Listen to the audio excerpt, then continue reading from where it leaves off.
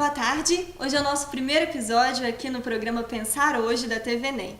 Nossa proposta é discutir questões referentes à teoria da história, à historiografia, ao cotidiano. O que a teoria da história tem a nos dizer sobre as nossas vidas? A cada programa nós vamos entrevistar uma pessoa diferente e os entrevistados vão falar sobre os seus artigos, publicações, projetos e também sobre questões referentes ao mundo da vida. Eu sou Ana Paula Santana, esse é o André Luan e nós vamos acompanhar aqui os programas com vocês, as entrevistas. E hoje eu estou com o Matheus Pereira e o Valdeir Araújo, que são dois professores da casa, que vêm discutindo questões recentes acerca das atualizações da realidade. É certo que vivemos em um mundo de hiperconectividade, onde a vida virtual está cada vez mais presente, onde as mídias sociais estão cada vez mais presentes nas nossas relações. E onde a solidão, por vezes, parece estar cada vez mais evidente também. Boa tarde, Matheus. Boa tarde, Valdeir. Boa tarde, Ana. Primeiro, eu quero agradecer por vocês estarem aqui conversando com a gente no primeiro programa. Prazer. Prazer é nosso. E por falar no programa, no tema, no título, Pensar Hoje, eu queria que vocês discutissem isso com a gente primeiro. O que vocês podem trazer para pensar hoje? Bom, hoje nós queremos pensar o atual. Nossa pesquisa mais recente, que a gente tem desenvolvido desde o ano passado, trata justamente das formas cotidianas de pensar o tempo. E uma das conclusões que a gente tem desenvolvido é que a noção de atualidade, de atual, de atualismo tem sido uma das formas predominantes de pensar o tempo na nossa contemporaneidade. Então a gente tenta mapear quando essa transformação teria acontecido. E eu acho que o que tem sido importante na nossa pesquisa é se manter aberto para analisar vários fenômenos diferentes.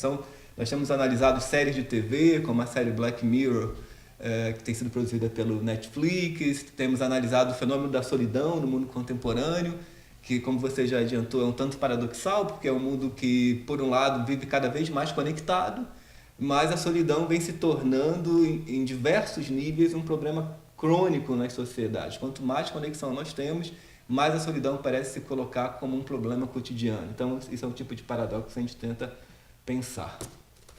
Eu acho que uma coisa também que a gente tenta pensar é o fenômeno da conexão perpétua, né? Ou seja, a gente está conectado todo o tempo e aqui no celular, o WhatsApp ali está bombando, toda hora eu entro para ver se o Temer caiu, se o Temer não caiu, se o Rodrigo Maia é o novo presidente do Brasil, quem é que curtiu uma foto minha.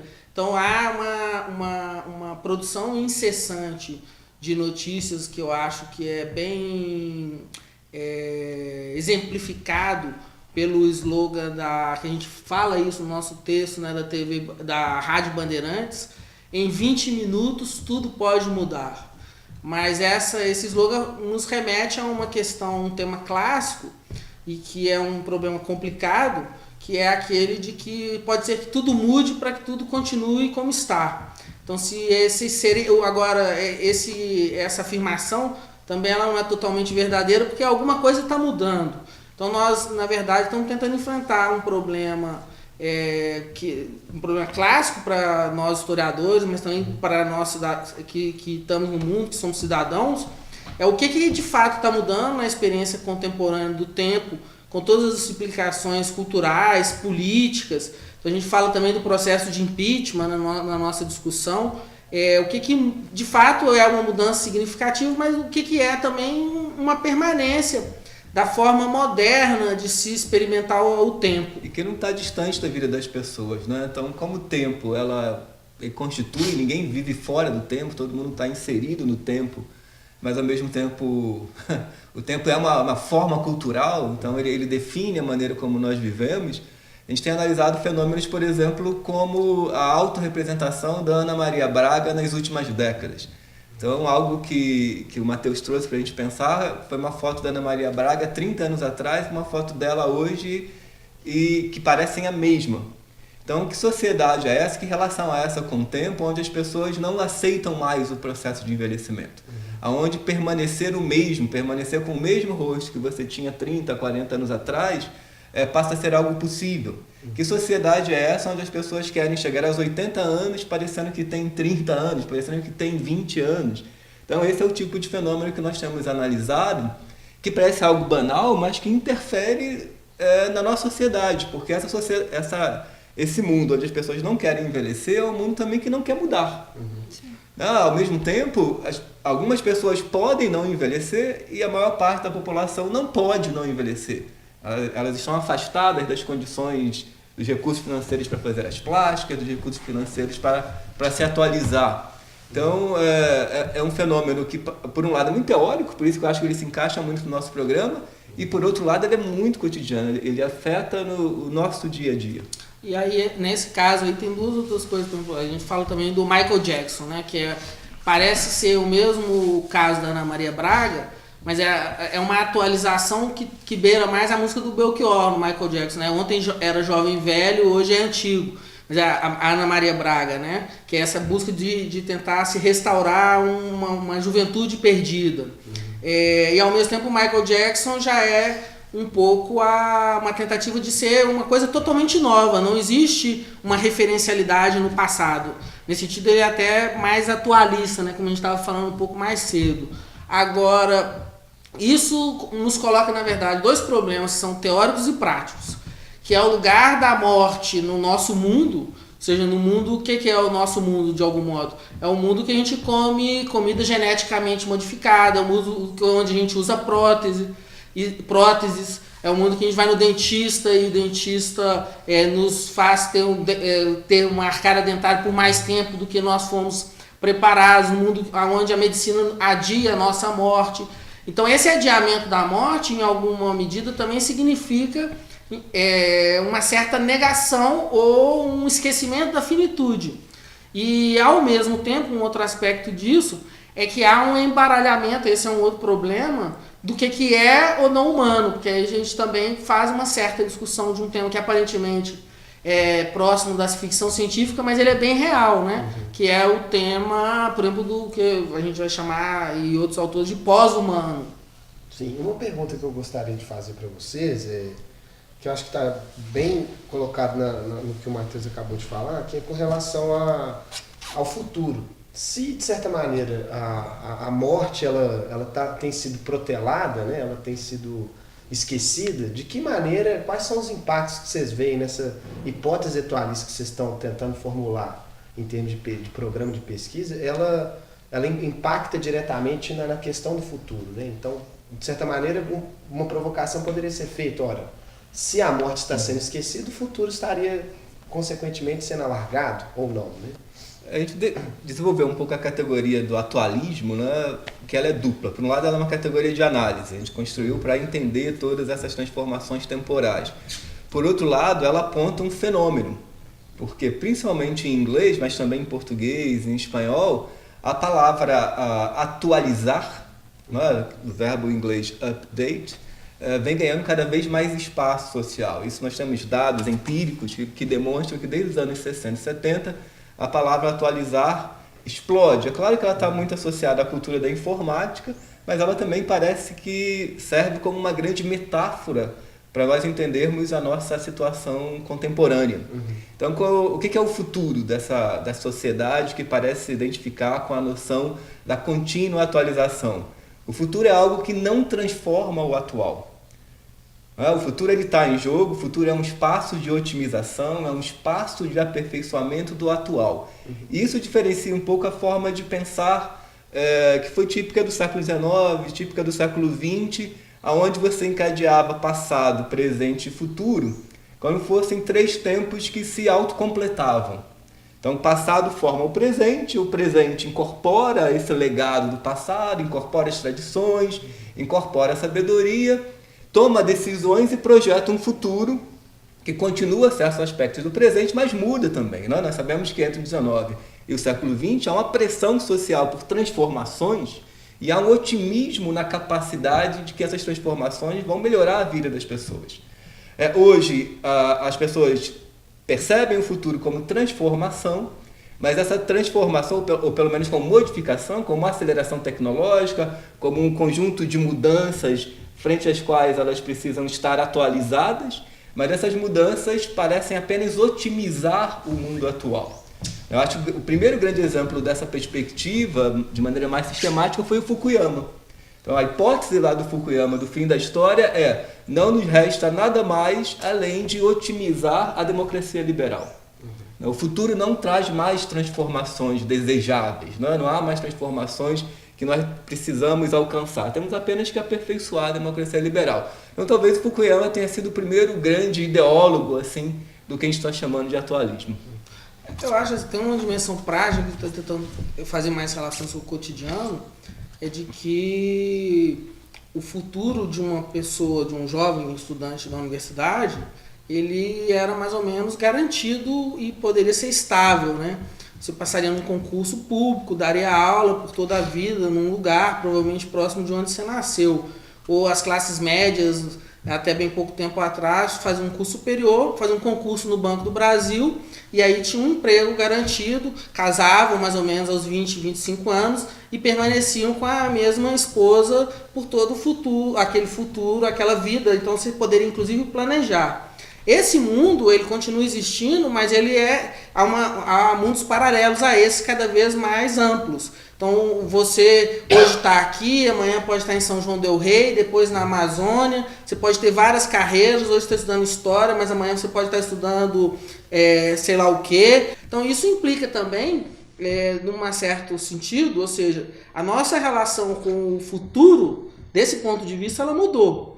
O que a maior parte dos autores afirma é que o futuro, o horizonte do futuro, enquanto um horizonte radicalmente distinto do presente, que esse é então um futuro moderno, ele não existe mais. Na verdade, um pouco a nossa análise é que ele existe sim e existe futuro. Nós não estamos dizendo que há um fechamento de futuro, mas nós estamos tentando pensar que há outros futuros se construindo dentro dessa que a gente chama de condição atualista, que ela é heterogênea, que ela não é também, nós não estamos querendo dizer que é uma condição transhistórica e universal. Em alguns aspectos, sobretudo no meio digital, que a gente consegue perceber mais elementos desse aspecto. Mas do ponto de vista da experiência, tem duas outras questões que eu queria falar, é que nós temos uma questão do futuro, que não necessariamente implica no futuro fechado, mas que coloca uma crise do futuro, que é o aquecimento global e a crise e a questão ambiental. Só que esse aspecto que poderia nos fazer então antecipar esse futuro, é uma questão que está sendo discutida na ordem do dia hoje no encontro do G20, né?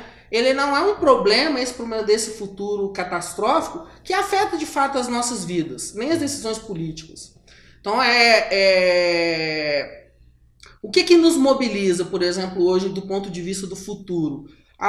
Do nosso ponto de vista, uma das demandas de futuro da nossa sociedade, mais até do que essa questão climática, que é mais real, é uma demanda, por exemplo, por transparência.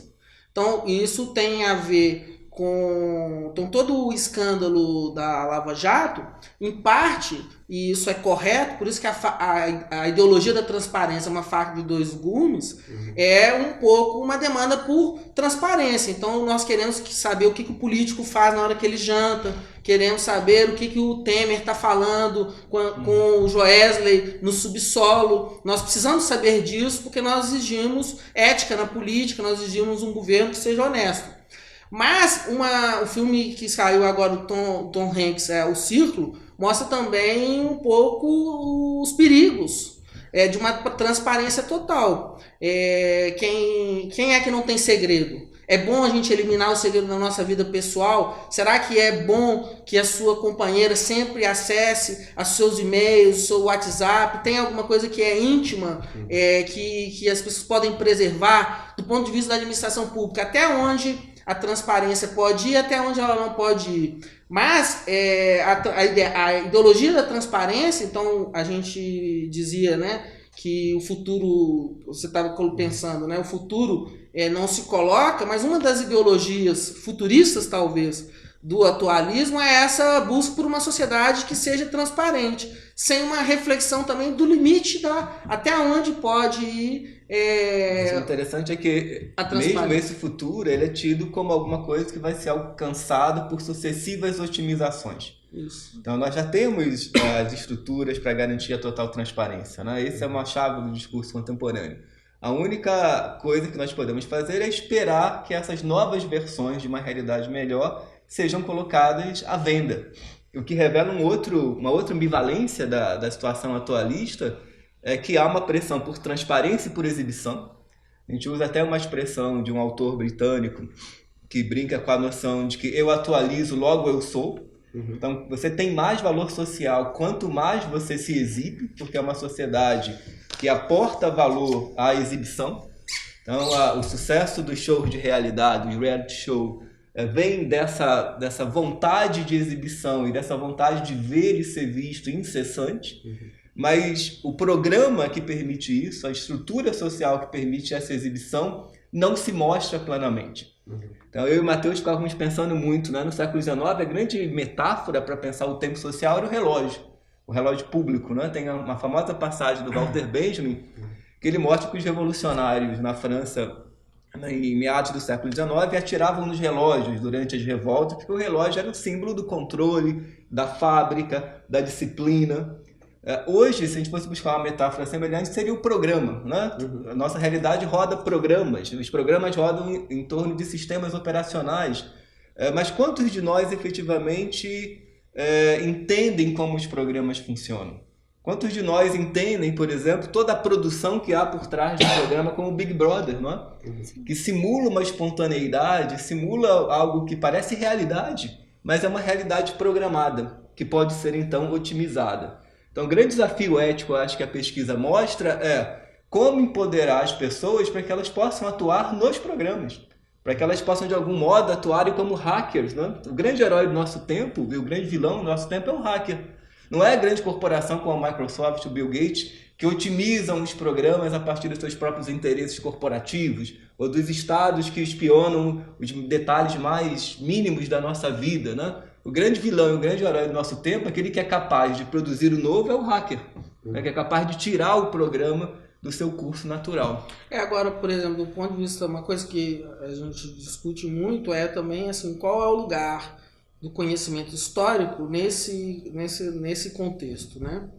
E uma questão que a gente acha é de que nós hoje, que produzimos história, sobretudo na universidade, estamos premidos por um sistema de avaliação onde há uma certa valorização pela produção, muitas vezes por ela mesma.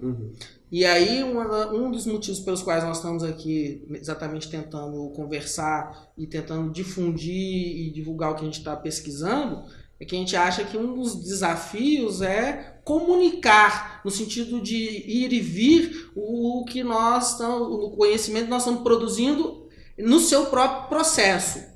Então, eu acho que um dos desafios aí seria do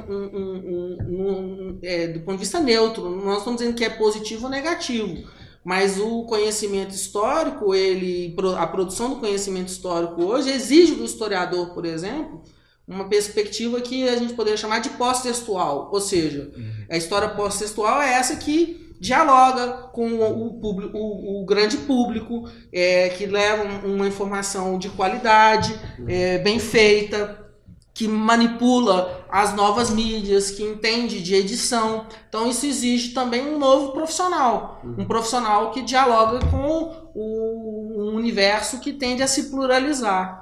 Então, nesse sentido, assim, a partir desse exemplo, a gente também não tem a ideia, a categoria atualismo, por vezes a gente usa também como metáfora e também a gente a utiliza de um ponto de vista crítico à nossa condição, mas também tem uma dimensão, vamos dizer, pragmática no sentido neutro, ou seja, de adaptarmos a nossa profissão a esse mundo e adaptar a nossa pesquisa também com um maior diálogo com a contemporaneidade. Eu acho que o Valdeir pode até falar melhor por exemplo, a gente está relendo também alguns autores não historiadores que são clássicos. Então, um contraponto, por exemplo, ali que está desenhando um pouco esse cenário de crise ao Fukuyama é o Lyotard. O Lyotard, que nós rotulamos o rótulo nele lá, igual o Hayden White, pós-moderno, esse aí está celebrando o fim da história também e tal. Ou seja, o que significa reler esses textos que estão dialogando com certas transformações do nosso mundo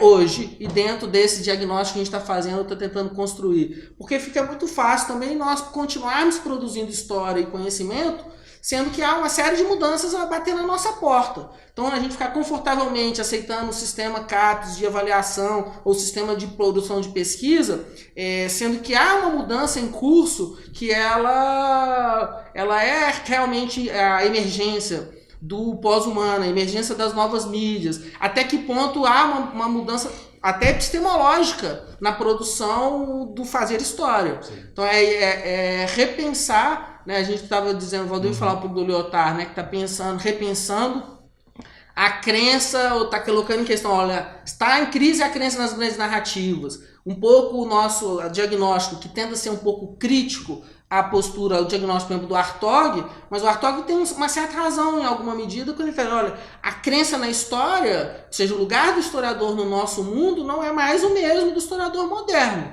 Então acho que isso exige um repensar e buscas de saída. E uma busca de uma outra aspecto também é de que tem a ver um pouco com essas transformações que nós estamos vivendo, é que na medida em que a atualidade se atualiza em função de si mesma, qualquer um pode ser historiador de si mesmo. E isso não é ruim em si. Então há uma série de memórias e de concorrência de narrativa. Então o grande desafio para o historiador ou para a história é não ficar numa luta hierárquica para dizer que seu conhecimento é superior àquele conhecimento, mas é tentar mostrar o quão diferenciado, o que de diverso ele pode oferecer nesse cenário.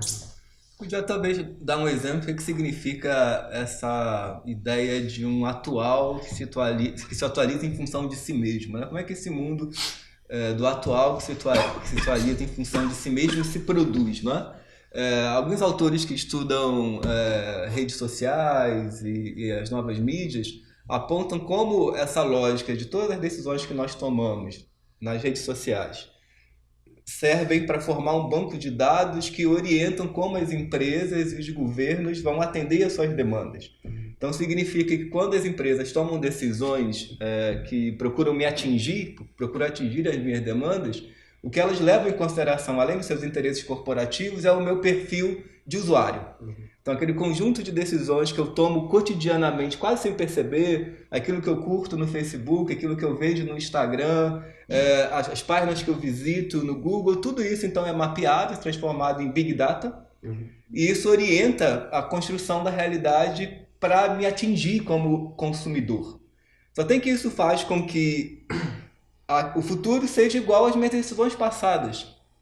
Então, isso é uma das fontes do atualismo, porque na modernidade o passado é importante, mas se entende também a necessidade de transformar o passado, analisar o passado, para que a gente produza um futuro diferente. Na lógica mercadológica do atualismo, são as suas decisões atuais que definem o seu futuro.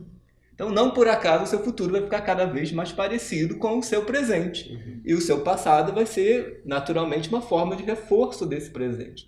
Então, parece que as mídias sociais e a digitalização da realidade apenas reforça essa lógica do atualismo. Isso é mais um dos elementos que o Lyotard já tinha visto em 1979, né?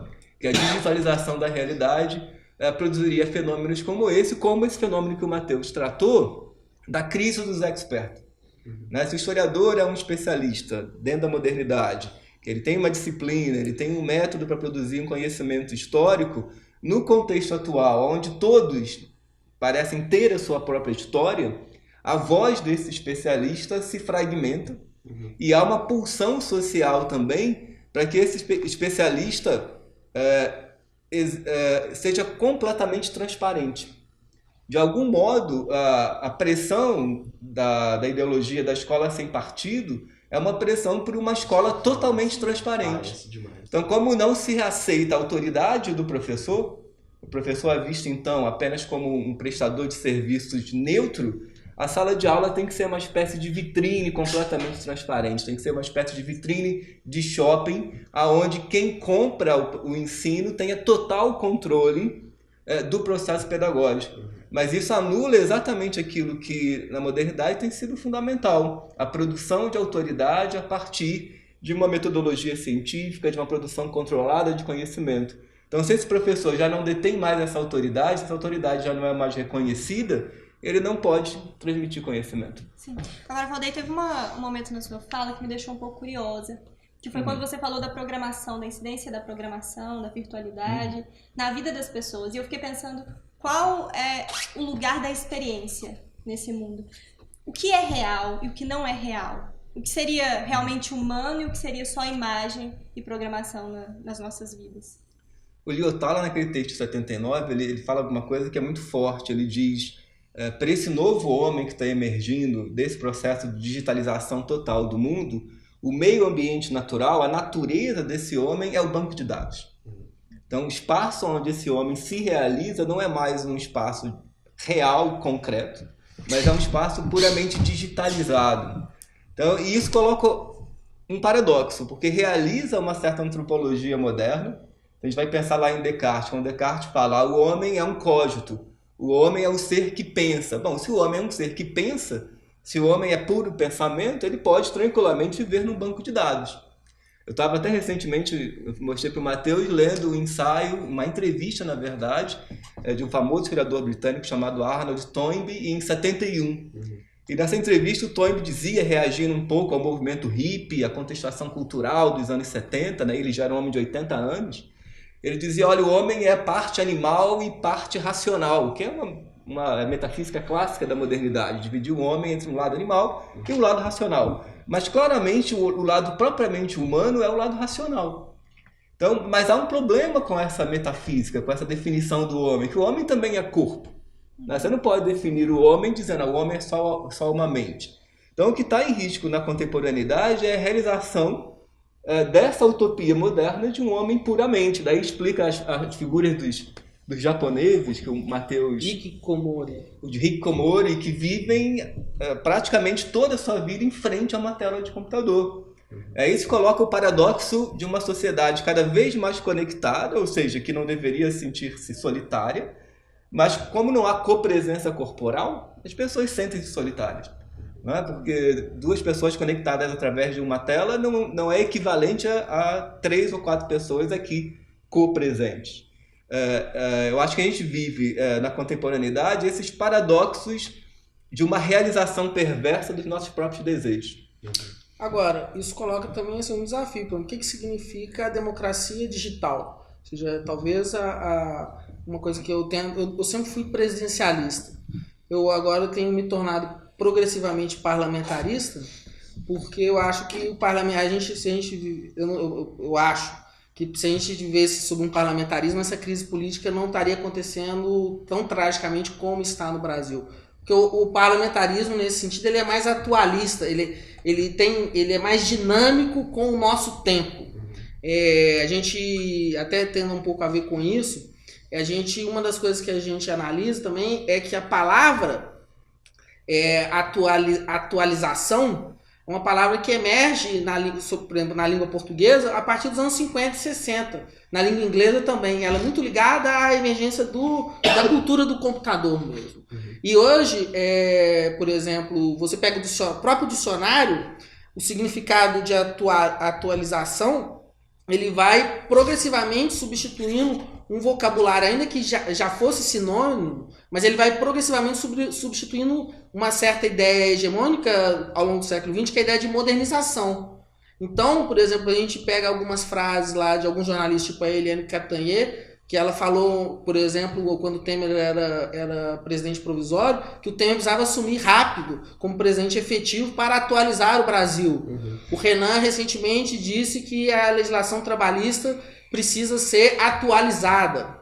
Então, num certo sentido, um dos paradoxos do Temer e mesmo da Dilma é que eles eram... Você vê, a Dilma tinha uma dificuldade de se comunicar, ela precisava se preparar, etc. Ela tinha muito mais a ver com aquela governante do Estado absolutista, que era preparada ali dentro do palácio, etc. Só que numa sociedade tão dinâmica e numa condição tão dinâmica quanto essa, talvez esse governante não seja mais possível.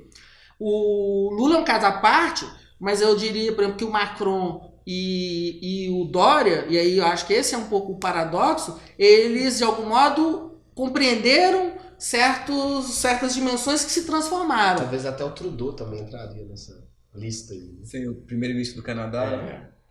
Porque, por exemplo, o Dória, e aí é que é essa dimensão que o Valdir fala, a gente não sabe quem é ele, propriamente dito. Porque eu sei que alguém fez uma pesquisa e constataram lá que o Lula, por exemplo, e o Haddad tinham fama de preguiçosos. Então ele falou, não, eu sou um cara trabalhador, eu acordo cedo, então eu consigo transformar a minha vida num Big Brother, eu consigo comunicar pelo Twitter, pelo Facebook, tudo que eu estou fazendo, e eu vou fazer, olha, as pessoas são contra ou a favor da Cracolândia, faço uma pesquisa e vou lá. Então, ou seja, a própria, isso lembra um pouco um episódio do Black Mirror, né, que a gente pode falar, que é o primeiro-ministro vai mudando de opinião sobre o que ele deve fazer ao longo do dia, segundo a própria pesquisa de opinião. Então, isso cria um problema sério para a política, que a política exige, e essa é a parte positiva do presidencialismo, é criar um espaço para que se planeje, para que se crie ação, para que se crie, vamos dizer, horizonte de futuro.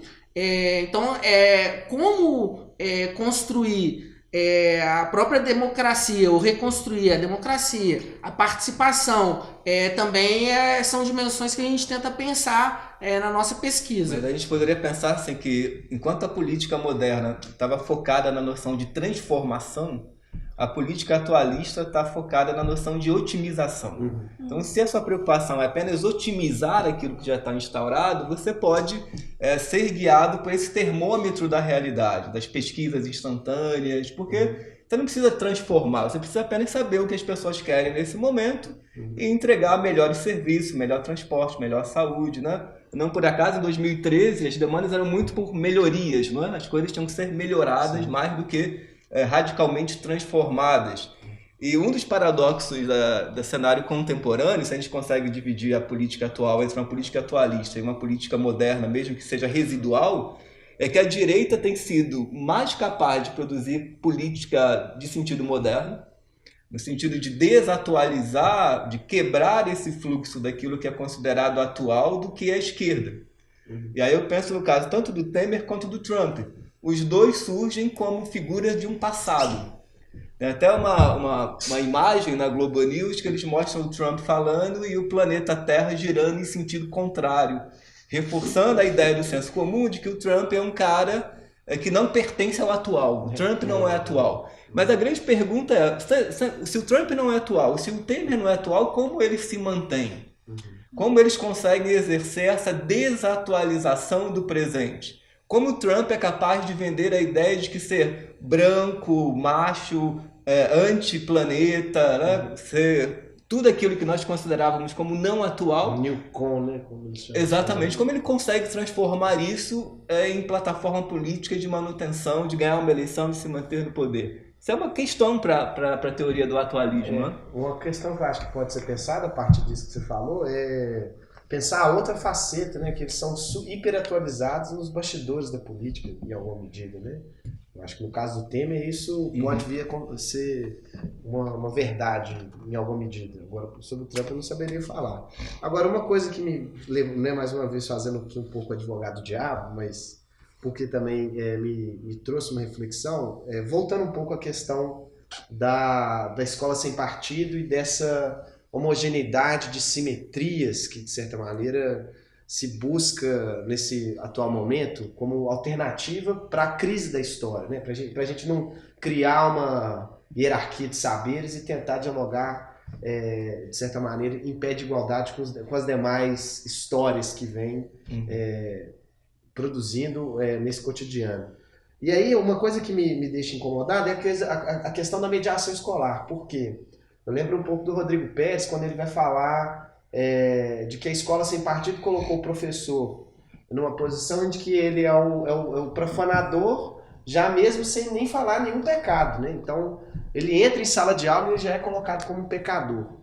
E nessa condição onde a gente vai procurar uma simetria de saberes, de certa maneira, reivindicar a simetria aqui do saber escolar perante os alunos não seria uma alternativa? Se não, qual seria essa, né? Eu acho que essa é a pergunta para quem está formulando essa hipótese atualista.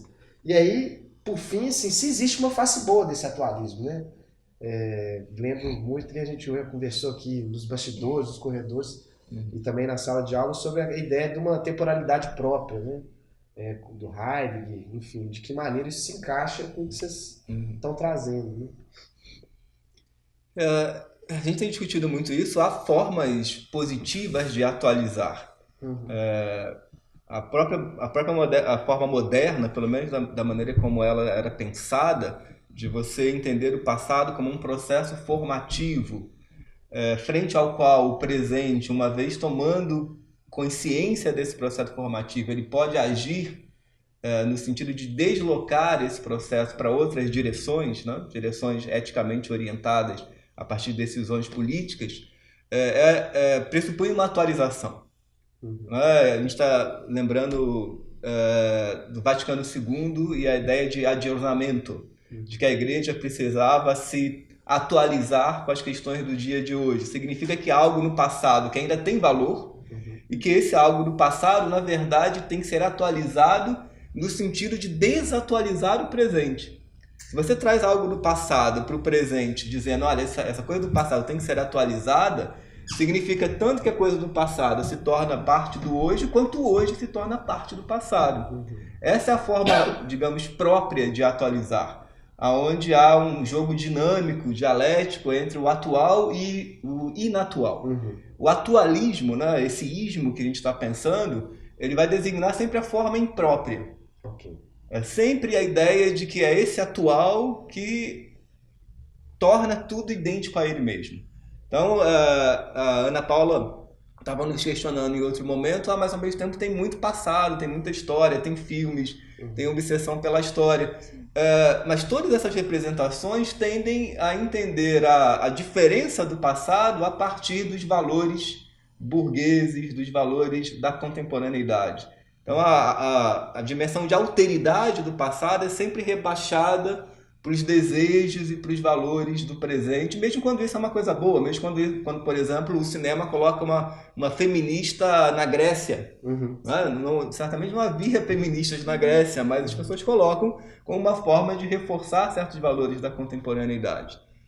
Então, eu acho que, de fato, há um lado positivo, mas não é tão fácil de identificá-lo. Ainda que essa questão do próprio e impróprio não tem carga de valor, sendo mais o impróprio positivo ou o negativo. Mas eu responderia isso do ponto de vista mais concreto, já que está falando de cotidiano, né? Você não falando para margear a questão escolar que você estava dizendo. Por exemplo, eu vou à biblioteca aqui do CHS, mas a gente poderia falar qualquer biblioteca escolar, ali é um lugar desatualizado. O que é a biblioteca? Como atualizar a biblioteca para que ela seja ainda um lugar do passado, mas um lugar que dialoga com o nosso tempo?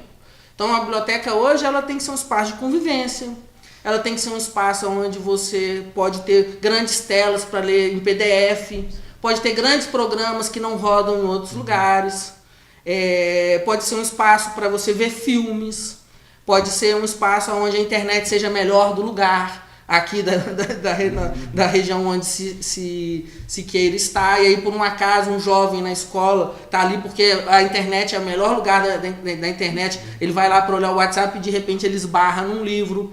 Então, ou seja, não é um assunto que eu domino, mas é o que eu fico pensando um pouco sobre isso. Mas pensando especificamente na escola, e também na universidade, né?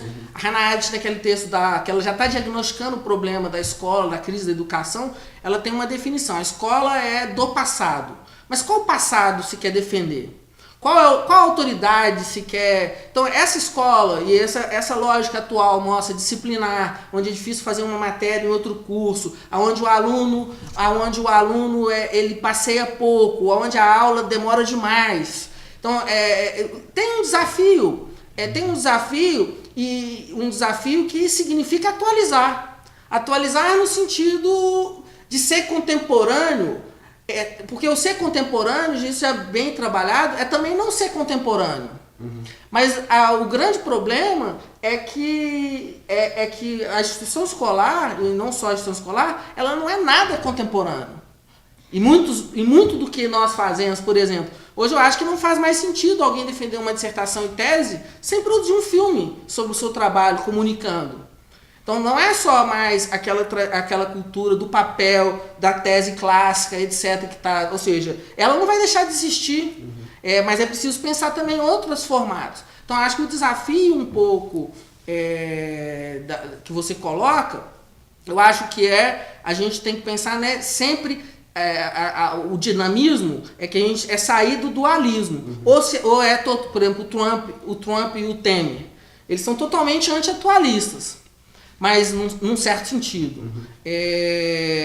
Mas em outro, a gente também tem um prefeito ou um presidente como Dória plenamente atualista, como o Macron, também não é o desejável.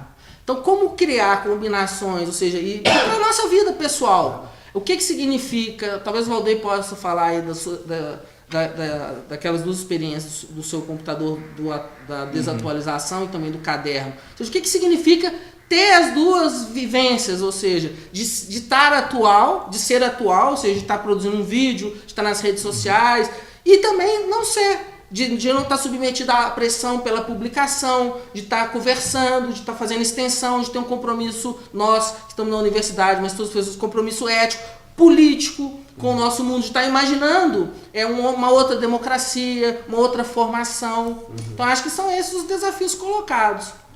Acho que uma ideia que a gente precisa talvez superar de que nós vivemos, acho que é uma ideia romântica, né? O romantismo foi o primeiro momento que pensou, cada época tem as suas ideias próprias e você tem que ser atual. Se você não é atual, você é anacrônico ou você é uma espécie de louco que vive muito à frente do seu tempo, né? De lunático, de sonhador e por aí vai. Eu acho que hoje a gente tem condições de nos apropriar um pouco mais dessas camadas de conceitos temporais, de experiências temporais que a humanidade vem acumulando e entender a convivência dessas temporalidades não como um atraso, não como permanência, não como sobrevivência de tempos do passado, mas como um dado positivo da realidade. E a gente se preparar um pouco para transitar entre essas temporalidades, um pouco como nós podemos transitar pelo território. Então, não tornar a noção de não contemporaneidade do contemporâneo num problema, mas transformar numa possibilidade positiva. É claro que isso exige uma educação que dê conta dessa complexidade. Não é? Que não historicize, então você é um homem moderno, então você tem que se comportar assim. A antiguidade ficou lá atrás, ela não diz nada para você, o renascimento não diz nada para você e o futuro também não diz nada. Quando a gente fala que o futuro não diz nada, que o futuro é só uma otimização do presente, você sufoca a utopia. E hoje nós estamos cheios de utopias. Né? Os coletivos negros, a luta por uma democracia de gênero, a luta para incorporar bilhões e bilhões de pessoas, as condições mínimas de vida, são lutas utópicas. São lutas que apontam para o futuro que tem que ser diferente do presente. Então a gente tem como explorar essas pequenas utopias que são formas do futuro desatualizar o presente. Assim como nós podemos trazer experiências do passado como formas de desatualização do presente. Só temos que romper com a ideia de que essas ações precisam ser homogêneas, precisam ser necessariamente globais. Por isso que a gente não fala tanto em desaceleração, não é só desacelerar. Porque você pode desatualizar e acelerar. Então, uma questão para a gente que é importante é a ideia de decrescimento. Então, do ponto de vista, por exemplo, social, né? A gente acha, do ponto de vista da nossa teoria, se o Brasil está crescendo ou não, isso talvez, é claro que isso tem impactos do ponto de vista do emprego, tem uma série de questões, mas do ponto de vista nosso, mais específico, levando em consideração também essa dimensão que é importante, um dos problemas do Brasil não é se a gente está crescendo ou se a gente não está crescendo, é se a gente está sendo uma nação mais justa ou menos injusta, porque o nosso problema concreto é a desigualdade. Então, ou seja, como enfrentar, como criar, vamos dizer, políticas de igualdade de gênero, de igualdade de raça, de igualdade de condições de acesso sociais. Então tem outras demandas que estão para além, por exemplo, dessas ideologias liberais que, de algum modo, a condição atualista se acopla muito bem. Uma coisa que a gente conversava, né? Que o capitalismo financeiro, por exemplo, contemporâneo, ele é muito bem representado, para ficar aqui num horizonte que é comum a muitas pessoas que são as séries, naquela série Billions. Então você vê um pouco a moralidade, não só do que a gente está falando dos políticos, mas dos empresários também. A diferença principal do Joesley Batista para o protagonista de Billions é só uma, mas ela é importante. É que o Joesley ainda produz alguma coisa material, o outro está só na especulação pura e simples. Mas o que significa construção de utopias que sejam mais democráticas, justas? Elas, no mundo contemporâneo, elas passam por esse jogo entre atualização e desatualização. Porque uma construção, vamos dizer, de uma experiência política, mas também do cotidiano. Ou seja, o que significa estar e não estar no meu tempo? A sabedoria passa um pouco por isso, né? Ou seja, o que significa escrever à mão e escrever na tela do computador? O que significa estar no campo ou na cidade ou no que é híbrido em relação a isso? O que significa me desconectar e me conectar? Então, uma coisa que me choca um pouco, às vezes, eu já falei isso algumas vezes, quando tenho experiência, sei com pessoas bem mais novas do que eu, são o excesso da forma como as redes sociais têm pautado determinadas experiências de conversa, de relação social, de reflexão. O que significa também sair um pouco desse mundo? O que significa, e aí é um dilema, o que significa voltar a conversar com as pessoas que estão fora um pouco dessa condição mais hiper atualista? O que mostra certa permanência das assimetrias do acesso à experiência. Nós sabemos que na história da humanidade como um todo, a possibilidade de ter uma experiência rica e diversificada sempre foi uma prerrogativa das pequenas elites distribuídas ao longo da história das civilizações. Não ser elite sempre significou ter os seus horizontes limitados e constrangidos. Tem um episódio também do Black Mirror que mostra muito o que pode ser digamos, essa visão assimétrica desse futuro atualista. Você tem, na verdade, pessoas que vivem dentro de um prédio gerando energia elétrica com bicicletas e tem uma elite global que vive em casas maravilhosas e tem contato com o mundo real, e essas pessoas que vivem dentro de um prédio, que são pobres, só conseguem experimentar o mundo através de uma tela de computador, e eles precisam trabalhar para pagar pelo acesso a essa realidade virtual. Então, o grande risco, era uma coisa que o Lyotard já apontava em 79, é se você troca a realidade externa por uma realidade produzida, é que você troca algo que não tem como ser plenamente monetarizado por algo que é plenamente monetarizado, que são os fluxos da informação. Então, o capitalismo contemporâneo é cada vez mais um capitalismo que vende informação e vende as condições para você ter acesso à informação. Então, se tornar um hikikomori, ou seja, alguém que vive a sua vida inteira em frente ao computador, significa gerar recursos para pagar essa situação de maneira contínua e ter, naturalmente, uma vida limitada do ponto de vista da experiência. Embora eu acho que deve ser bastante interessante ter uma experiência de hikikomori. Quem não gostaria, talvez, de passar um mês trancado dentro de um quarto experimentando a realidade apenas pelo computador, não é? Provavelmente, no caso do Japão, você ia contratar uma daquelas bonecas infláveis que eles estão produzindo, que faz parte dessa lógica, né? Então você substitui as pessoas por próteses, substitui as pessoas por pequenos robôs. Então é preciso também resistir a essa pressão por homogeneização. Mas é difícil porque a homogeneização é a essência do programa. E aí nós temos que atuar um pouco como hacker, né? Nós temos que quebrar o programa para permitir não só a produção de outros programas, mas também para permitir esses momentos de desconexão. Então, o exemplo que o Matheus dizia, assim, eu sempre fui um cara muito ligado ao computador, sempre gostei muito e sempre confiei muito. Então, recentemente, eu tive um problema com o meu computador, na hora de justamente atualizar para a nova versão do Windows, que todos os meus arquivos estavam no desktop simplesmente desapareceram. Meu desktop estava cheio de arquivos, cheio de coisas muito recentes que eu tinha produzido. E após a atualização do Windows, quando ele reinicia, o desktop está limpo, não tem mais nada no desktop. Aí eu penso, bom, deve estar em algum lugar, procuro, não acho, vou fazer uma pesquisa na internet, no Google, e vejo um montão de gente desesperada como eu, com essa perda catastrófica de informação. Quer dizer, por um lado foi chocante, mas por outro mostra que essa realidade que é entregue, né, que é um serviço comprado, ela é uma realidade absolutamente frágil, né? Então você pode hoje perder toda a informação que você tem armazenada numa nuvem, né? Nada garante que isso é invulnerável, nada garante que isso não pode ser destruído, embora o que se venda é essa noção de que não é destrutível, né?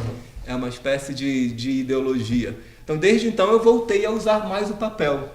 Comprei vários cadernos, especializei os caderninhos e tem sido, eu acho que é uma experiência que mostra a importância de você não se deixar homogeneizar pelas novas tecnologias, né? Você manter um certo anacronismo programado. Agora eu vou fazer uma pergunta um pouco mais teórica. Existem outros historiadores, pesquisadores dialogando com vocês, conversando sobre o tempo presente também, com os quais vocês dialogam nos trabalhos e tudo mais, outros conceitos que não só o atualismo, que não só a teoria do atualismo. Eu queria que vocês explicassem um pouco pra gente esses conceitos. Eu vou sugerir aqui presentismo e presente amplo, mas vocês fiquem à vontade para falar de outros conceitos. E principalmente a diferença entre o atualismo e esses conceitos. Sobretudo pelo espaço em que vocês estão vivendo. Acho que o Matheus pode complementar bastante. A diferença básica é que tanto na reflexão do Hartog, que desenvolve a noção de presentismo, quanto na reflexão do Gumbrich, que vai falar na noção de um presente amplo, de um presente alargado, a ênfase é muito nessa ideia de que o presente e a temporalidade contemporânea é um presente que cresce em demasia. É uma temporalidade completamente aprisionada no presente, né? É um presente hipertrofiado. No nosso caso, quando a gente pensa atualismo, a gente pensa uma temporalidade que produz passado e produz futuro a partir do atual. Então, o atual não é carente de futuro e nem é carente de passado. Muito pelo contrário, o atual tem muito passado e o atual tem muito futuro. Mas esse passado e esse futuro convergem para o mesmo, convergem para a reprodução da atualidade. E aí a gente tenta explicar essa coisa que, na nossa opinião, nem o Hartog nem o Gumbrich conseguiram explicar de maneira muito convincente, que é, por exemplo, a moda da história. Por que tanto interesse pela história? Por que tanto interesse pelo passado? Por que a produção incessante de historiografia não consegue desatualizar o presente? Não é? Isso é uma questão que o Matheus, inclusive, enfrenta quando ele está discutindo num artigo que ele publicou na revista Várias História, sobre a memória da ditadura. Então nós temos uma produção acadêmica enorme sobre a memória da ditadura, mas isso não se transforma em ação societária capaz de, por exemplo, impedir essa nova onda de nostalgia da ditadura. Bom, gente, vocês publicaram recentemente um artigo na revista UFMG, Reconfigurações do Tempo Histórico, Presentismo, Atualismo e Solidão na Modernidade Digital. E aí eu fiquei muito curiosa, uma parte do artigo que vocês falaram do episódio Feliz Natal, da série Black Mirror, que é uma série que eu gosto muito, que estourou aí, na série do Netflix. E eu queria que vocês falassem um pouquinho a relação que existe entre o atualismo e esse episódio, sobretudo sobre o que é humano, né, o pós-humano. Eu acho que o episódio é mais uma representação de muitas que nós temos tido nas últimas décadas, no cinema, seja para televisão, seja para tela grande, desse desejo e desse medo contemporâneo de não ter mais um corpo. Todo o centro do episódio eu quero uma assistente pessoal, eu quero alguém que saiba todos os meus desejos, eu quero alguém que seja a cópia de mim mesmo para que possa me servir, que eu não dependa mais desse outro, né? Mesmo quando esse outro é um empregado, é um trabalhador que está sendo pago, não é o bastante. Então eu tenho que ter um outro eu a me servir. O problema é que isso parece uma utopia ambivalente, né? Porque esse outro eu que te serve é também um eu. Né? Então você, para realizar a sua situação plena, para o seu privilégio pleno, você precisa tornar um outro eu algo que não detém esse privilégio, que não detém um corpo. Né? E sendo o episódio, a cena que a gente mais explora é uma cena onde a consciência aprisionada num token, né? Num pequeno, parece algo do Google Speaker, né? Ela não acredita que ela é apenas um programa de computador, que ela não acredita que é apenas um conjunto de dados rodando a partir de um processador. E o domador, né, a pessoa que tem a profissão de fazer com que ela entenda a posição dela, torturador, na verdade, que é um torturador, que submete ela inclusive à solitária, né? Então você vai ficar na solitária até que você aceite a sua nova função, pede para ela, sopra aqui no meu rosto. Aí naturalmente a consciência tenta soprar e não consegue porque ele diz, você não tem um corpo. Então se você não tem um corpo, você não é mais humano. E aí o paradoxo, a ambivalência é que nós queremos não ter um corpo, nós queremos não ter que dormir, nós queremos não ter que morrer, nós queremos não ter que passar por todas as situações negativas, que é compartilhar essa situação com os animais, né? De estar nesse planeta limitado fisicamente, mas não ter um corpo significa também perder algo que é essencial a nós, perder algo que é muito valioso. Eu digo que isso é talvez um dos grandes temas do pensamento contemporâneo, porque é o mesmo tema que está lá em Matrix, né? Quando Neo descobre que ele até tem um corpo, mas esse corpo é apenas uma máquina de produzir energia acoplado numa Matrix. Então, não é por acaso que esses temas vão aparecendo na ficção contemporânea. Eles são, na verdade, sintomas dos nossos desejos e dos nossos pesadelos. De perder essa presença. Exatamente. Então, se você não tem mais corpo, você não tem mais presença, você não tem mais aquilo que pode produzir um ruído no programa. Eu acho que também, além da questão, uma coisa importante do ponto de vista do tempo, é que esse ser, que é quase, não sei se ele é um ser em rede, um ser virtual, talvez um ser virtual, ele é torturado pela manipulação do tempo. Então, e aí ele vive, de fato, no tempo vazio e homogêneo. Então isso coloca, e é interessante, estava pensando, você estava falando de Matrix, né?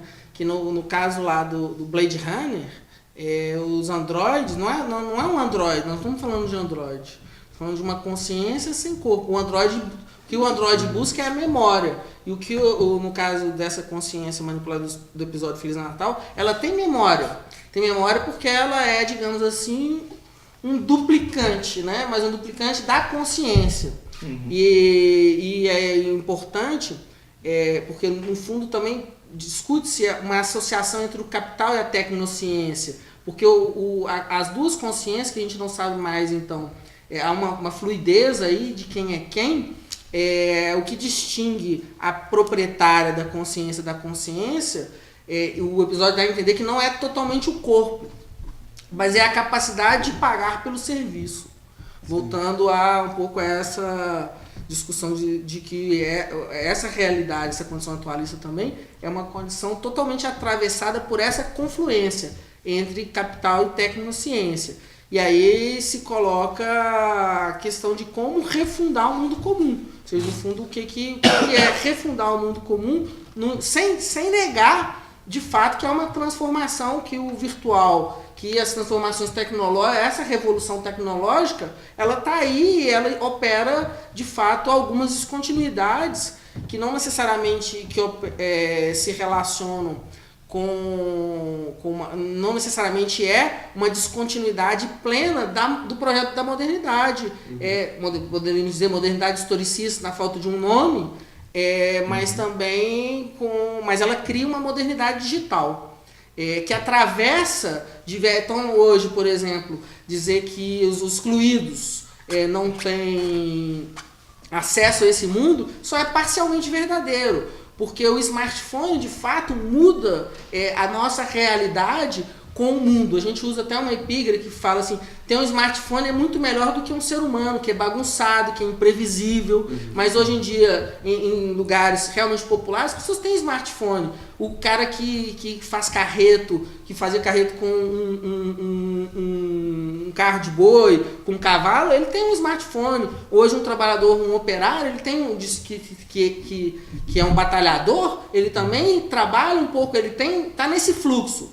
E aí talvez o Valdir possa falar um pouco o quanto a gente tenta fazer alguma relação de continuidade e permanência, e a gente usa o caso do Chateaubriand como exemplo clássico da modernidade que a gente está chamando, na falta de uma melhor palavra, de modernidade historicista, para tentar contrapor com essa modernidade digital, porque uma das questões fundamentais que tem a ver com a nossa diferença lá, talvez em relação ao Hartog e o Gumbrecht, é que é um pouco a partir da nossa leitura do Heidegger, que não vem ao caso aqui de desenvolver. Mas se essa relação atualista ela está ligada a uma certa, vamos dizer, uma certa lógica da temporalidade, ela também talvez estivesse presente na modernidade. A grande questão que se coloca, então, se esse diagnóstico é correto, é de refletir sobre o seu ocultamento nas descrições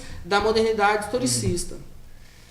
Antes só voltar na questão ainda do episódio do Black Mirror, que a gente não trata ele como se fosse um episódio de ficção científica. Na verdade, a gente entende aquele episódio, a série como um todo, como grandes alegorias da vida contemporânea. Então, no finalzinho do episódio, mostra essa consciência aprisionada, completamente domesticada e programando a vida da sua dona, que é ela mesma, não é? Então é ela observando ela mesma a partir de um console onde ela controla todas as dimensões da vida dessa pessoa real lá fora.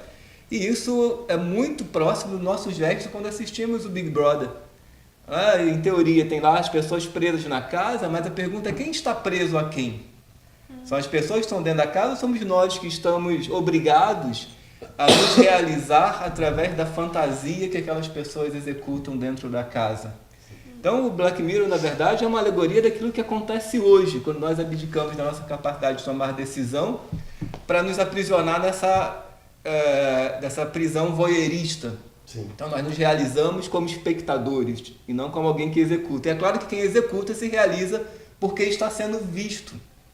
Então tanto a dona quanto a consciência digitalizada estão amarradas numa relação de mútua dependência, porque ela também precisa ser continuamente vista e monitorada para que o mundo dela funcione. Só não é do episódio, né? É dessa sessão, né? Isso, essa sessão do Feliz Natal. E a gente poderia falar da crise política, é a mesma coisa, né? Nós somos espectadores dessa crise, mas poderia substituir a sua comparação com o Big Brother, por exemplo, com a nossa relação com a crise política e até com a política, com o mundo político, entendendo a política desse ponto de vista institucional, mas também do ponto de vista social, né?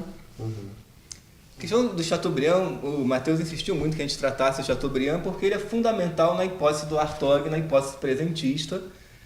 O Chateaubriand, esse grande escritor francês aí da passagem do século XVIII para o século XIX, escritor do gênio do cristianismo, das memórias de Além-túmulo, era um best-seller no século XIX e é uma figura muito central na hipótese do Hartog, que acredita que Chateaubriand seria um homem entre dois mundos, entre um mundo que ainda não é plenamente moderno e um mundo moderno. A gente não discorda dessa avaliação do Hartog, até porque ela é muito congruente com toda a tradição de estudos do romantismo, do pré-romantismo francês, mas a gente tenta produzir a ideia de que o Chateaubriand é também um homem sem mundo. Quando a gente faz uma leitura da memória de Além-túmulo, um pouco do gênero do cristianismo também, e verifica que todo o problema do Chateaubriand com essa passagem entre esses dois mundos não é uma passagem, é a ideia de que se perde o mundo. O processo de modernização, a Revolução Francesa, a fragmentação das estruturas do antigo regime não são substituídas por Chateaubriand por um mundo alternativo. O que resta desse processo é um arruinamento. São ruínas, são fragmentos, é uma perda da forma mundo. Então, o Chateaubriand ele entende a modernidade não como um outro mundo, mas como um mundo que se perdeu. E aí entra a atualização nesse aspecto, mas atualização em sentido positivo, que ele acredita que a solução não é a produção de um outro mundo moderno, mas a revitalização de princípios do cristianismo, de princípios da religião cristã, que poderiam recunhar esse mundo a partir desses valores. Então, acho que o Chateaubriand é um bom exemplo de como, na modernidade, a noção de atualização vai ser utilizada a partir da noção de atualizar forças do passado no presente, na tentativa de recriar mundos. Não é? Então, todo o problema da atualização está ali, mas com um sinal um pouco diferente. Né? Não é uma atualização para reforçar o presente, mas para desatualizar o presente. Tem um outro aspecto também nas coisas da análise que a gente faz do Chateaubriand, é que, no fundo, a nossa condição na leitura do Hartog seria próxima do Chateaubriand, de estarmos entre dois mundos. E o que, na nossa leitura, o Chateaubriand também ele percebe que ele não está necessariamente em dois mundos, ele está num melange de mundos, numa mistura de mundos, numa hibridização, numa reconfiguração, que é o termo que a gente usa. Então a nossa condição atual não é que a gente está passando do mundo moderno para o pós-moderno. Na verdade, nós estamos não entre mundos, mas dentro de diversos mundos, dentro de diversas situações de temporalidade. E por isso que é pensar o novo, pensar em como nos ressituarmos e não só construir um lamento do que foi a história, do que é a figura do intelectual público, do que era a política, mas a questão de estar, então aceitar, vamos dizer, as transformações não como perda, mas como transformações mesmas. Que a ideia de que existe um mundo que tem uma forma muito definida e uma forma muito homogênea, isso na verdade foi uma ilusão produzida por esse começo da modernidade, de que em algum momento você tinha um cosmos plenamente organizado, onde tudo fazia sentido, onde tudo se encaixava. Provavelmente isso é uma situação que nunca existiu e nunca vai existir mais à frente. Então a educação histórica para a contemporaneidade deveria retomar esse gesto da melange. A gente usa essa categoria que o Chateaubriand utiliza várias vezes para descrever a sua própria situação. É uma situação de mistura de conteúdos civilizacionais. Então, uma educação histórica que pudesse realizar essa ideia do direito pleno à história, do direito pleno ao exercício da nossa humanidade, deveria nos preparar para agir mais como combinador de mundos, combinador de fragmentos civilizatórios aí postos à disposição, do que criar a falsa ideia de que nós devemos produzir novamente uma época, devemos produzir novamente uma unidade homogênea, onde tudo se encaixa, onde todos se entendam. Seria talvez retomar a noção de paralogia do Lyotard lá em 79 para voltar um pouco a esse texto tão fundamental. Agora eu gostaria que vocês falassem de projetos, artigos, publicações e sobretudo, onde nós podemos encontrar vocês no meio virtual. Bom, eu como disse que o estar e não estar no mundo é uma coisa importante, eu não tenho Facebook, então eu sou um cara, mas eu me encontro no meu WhatsApp e eu tenho um Messenger para conversar com os amigos que o Valdeir me... Tem um e-mail. Eu tenho um e-mail. Não, e-mail minha filha falou que é uma coisa de velho. Mas parece que porque isso tem a ver, até ela acha o Facebook uma coisa de velho. E o Instagram, que era uma coisa só de foto, ele se atualizou. A gente até fala do Snapchat. Mas uma coisa que eu acho importante é retomar o início dessa pesquisa, né? No fundo, essa pesquisa começa, na verdade, com um certo mal-estar, um incômodo, tanto meu quanto do Valdeir, mas não só nós, diversos colegas nossos, de que esses diagnósticos, tanto o do Gumbrich quanto do Artaud, que foram em alguma medida hegemônicos e ainda são dentro um pouco do nosso horizonte de comunidade, de colegas e dentro da historiografia, havia algum problema ali. Então a gente não sabia muito bem identificar qual é esse problema. Eu até tentei escrever um texto com o Sérgio, um pouco falando sobre isso, Sérgio da Mata, nosso colega aqui do departamento.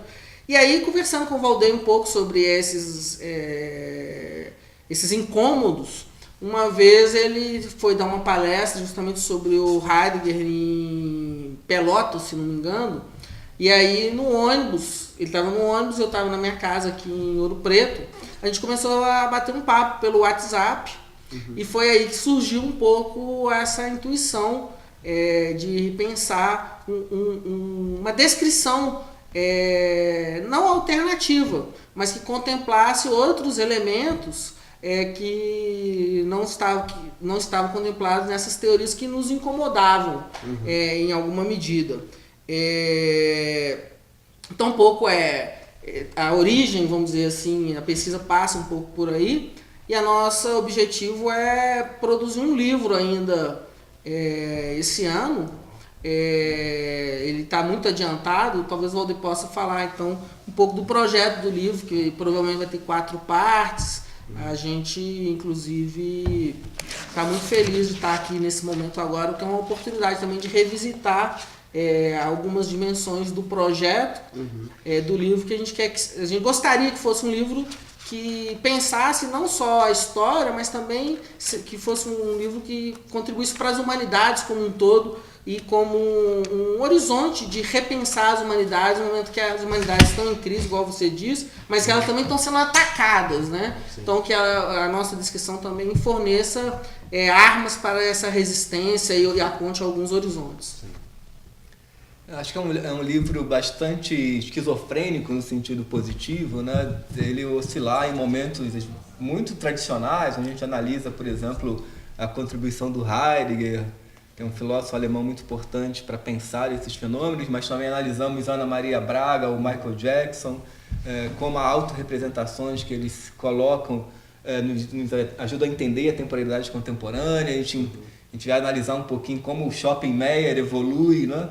Como ele é pensado dentro dessa lógica mais moderna, da modernização, e como ele vai depois se atualizando, né? E vai transformando a atualização no elemento central desse espaço da compra, né? Que hoje está sendo substituído pelas compras online, mas é um fenômeno que a gente estuda. A gente volta ao século XIX com o Chateaubriand. Então a gente tem analisado fenômenos contemporâneos como a solidão.